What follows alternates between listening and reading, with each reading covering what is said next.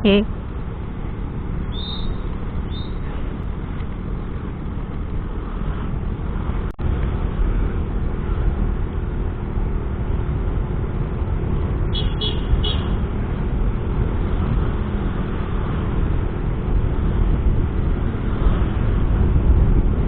Happy morning, good people. Selamat datang di Ronta, Rona Wigata, Rona Keseharian Warga Jelata.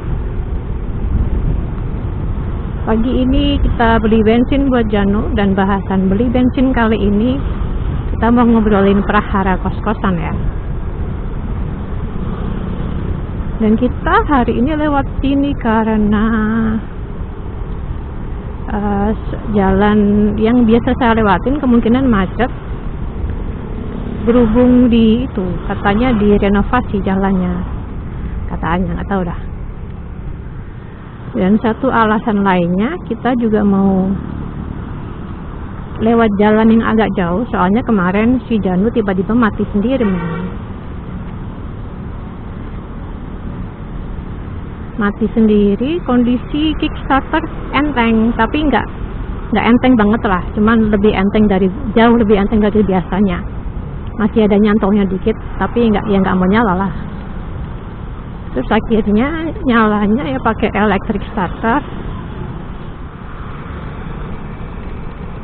Nah, mari kita ngobrolin prahara kos-kosan.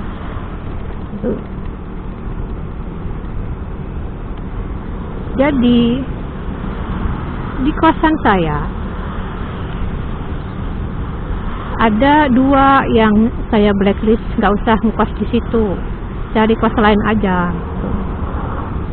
Yang saya blacklist adalah pasutri atau satu keluarga sekalian, dan cewek yang cari kosnya diantar sama cowoknya. Nah, tentang pasutri atau satu keluarga itu dulu pernah ada ini anggaplah insiden lah ya. Jadi pasutri ini dia ngekos zaman masih 250 sebulan. Itu datang ya berdua aja, nggak bawa apa-apa gitu kan. Anggaplah wajah sedih. Ya udah, 250 sebulan, entah jalan sebulan atau 2 bulan gitu kan. Dari yang awalnya dia transparan, dalam artian kalau di kos kamarnya selalu dibuka, lama-lama kamar kos dia tertutup atau sedikit banget terbuka, harus ngintip kalau mau lihat ke dalam.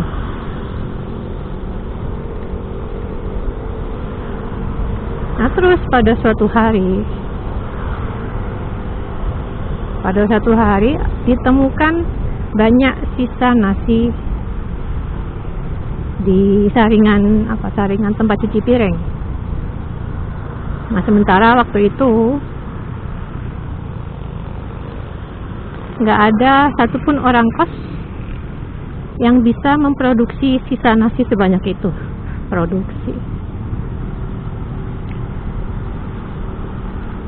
Akhirnya bener dong kecurigaan, jadi tagihan listrik bulan itu naik tiba-tiba. Akhirnya ditanyakan juga kan sekalian, bawa magicom kah, rice cooker kah? Ya bawa, ternyata bawa. Pada awalnya perjanjian dia nggak bawa apa-apa. Nah, karena kita kasihan, jadi yang seharusnya kalau elektronik itu tambah 50, kita diskon tuh jadi 25, jadi kosan dia 275, kita kasih tahu lah tagihan kos bulan depan jadinya 275 ya mbak, istrinya di WA. Gak usah tunggu bulan depan, dia check out Nah, yang paling nyebelin sebenarnya cewek yang cari kosnya ditemenin sama pacarnya. Itu nyebelinnya tingkat dewa, apalagi ceweknya gengsi ya, anggaplah itu gengsi, nggak tahu saya. Nah, kasus cewek yang cari kos ditemenin pacarnya itu ada 2 kali. Jadi 2 kali dulu baru saya blacklist itu. Yang pertama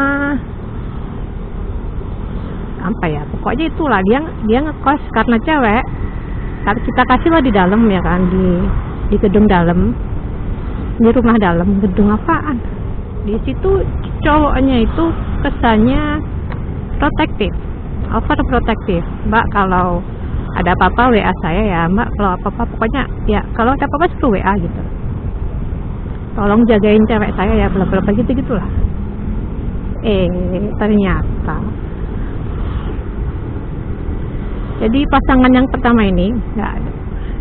Itu cowoknya motornya Yamaha Mio Soul GT, saya ingat ya kan.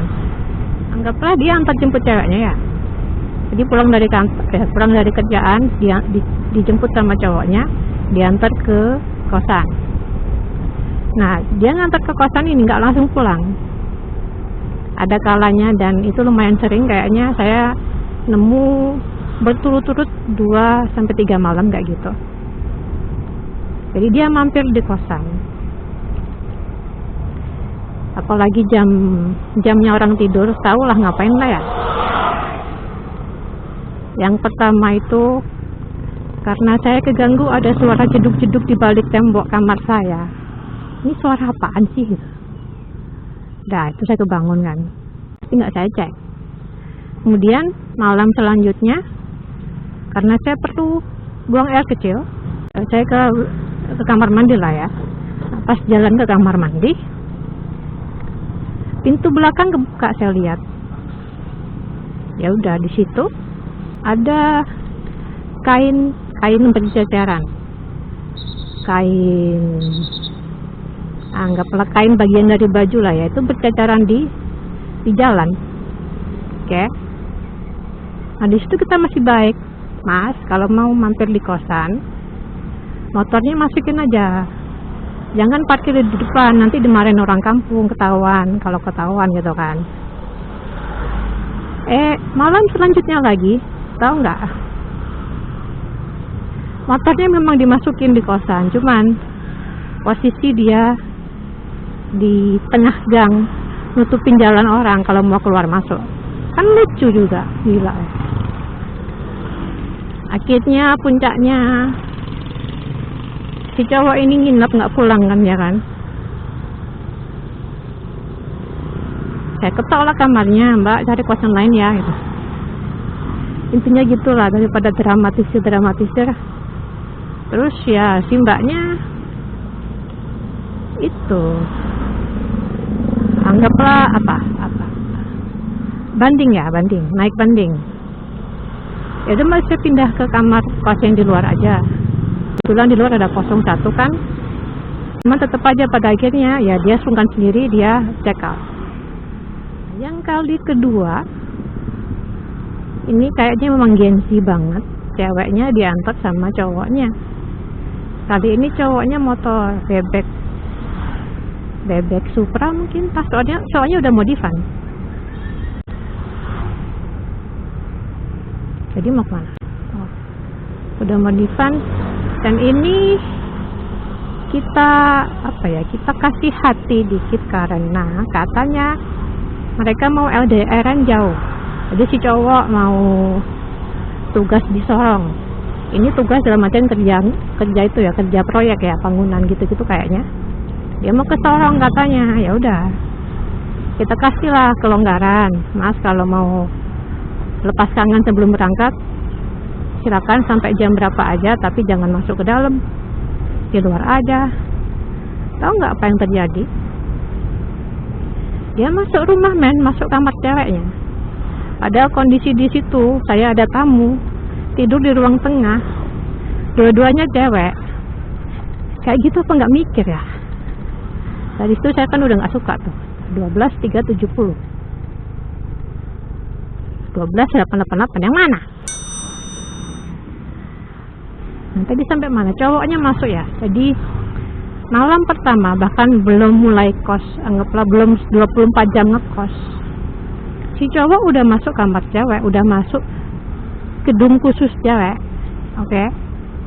Dari situ oke lah, kita masih kasih kesempatan, masih kasih kelonggaran karena ya kalian mau LDRan. Jadi pas lebaran nggak ya, jelang lebaran si cowok tiba-tiba bisa mudik dong. Dia mudik itu bukan mudik ke rumahnya, tapi mudik ke kosan ceweknya. Mudiknya pun tiba-tiba gitu, nggak ada konfirmasi apa-apa. Tiba-tiba dia datang ke kosan, minta dengan wajah manis, "Mbak, saya mau kasih kejutan ke cewek saya, boleh saya buka pintu kamar cewek saya sebelum dia pulang kerja?"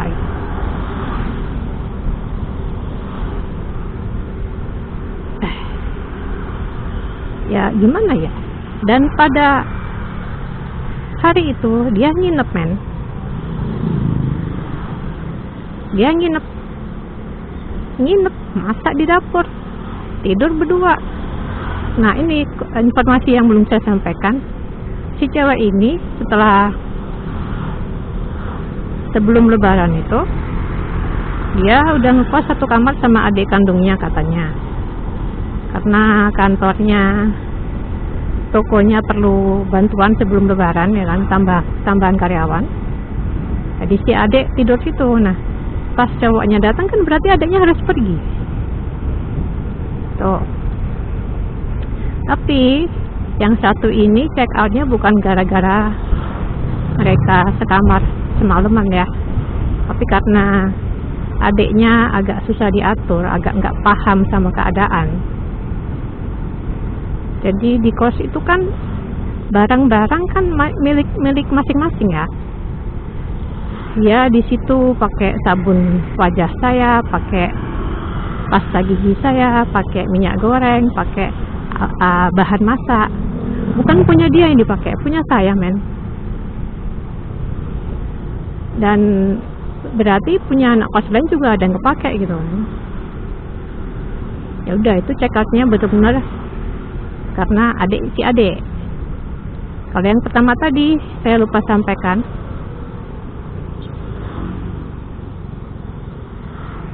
jadi pas si cowok nginep itu, pas saya ketuk pintunya, terus saya dengar kerusak-kerusuk suara suara kain yang bergesekan. Saya asumsikan tanpa melihat langsung, ya mereka lagi pakai baju lah ya. Masa muda rek, tapi jangan nyusahin gue.